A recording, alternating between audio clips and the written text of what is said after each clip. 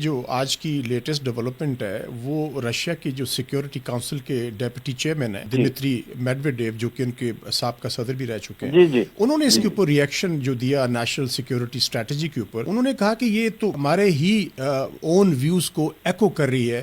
انہوں نے ایک طرح سے اس کو ویلکم بھی کیا. میرا پوائنٹ یہ ہے کہ پہلی دفعہ اس میں رشیا اور چائنا کو نیگیٹو کنوٹیشنز میں نہیں دیکھا جا رہا.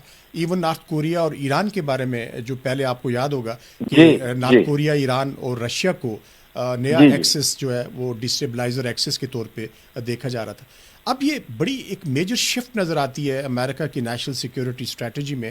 اس کی بنیادی وجہ ہے کہ وہ منرو ڈاکٹرن کو ریوائیو کرتے نظر آتے ہیں اس کے اندر، این ایس ایس کے اندر، اور کہ ویسٹرن ہیمیسفیئر کے اوپر ہی فوکس رہے گا.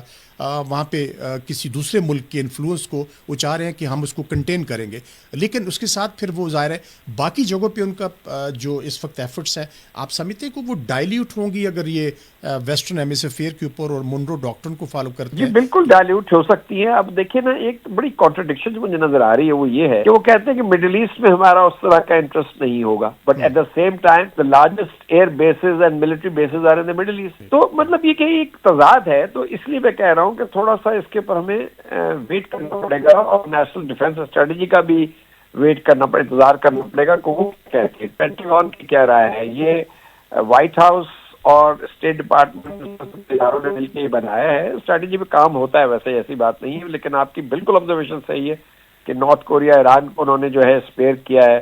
اب لیکن انڈو پیسفک اسٹریٹجی میں انڈیا کے ساتھ جو تعلقات ہیں اس کو ایک لانگ ٹرم ویژن کانٹیکسٹ میں دیکھا جا رہا ہے.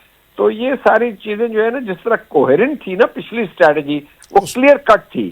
اس میں بالکل بلیک اینڈ وائٹ تھا کہ بھائی چین کے ساتھ ایسے تعلقات، چین واز اے ریویژنسٹ پاور، روس was a revisionist power, North Korea was a troublemaker, Iran was a troublemaker. تو اس طرح کی کلیئرٹی نہیں ہے اس اسٹریٹجی میں.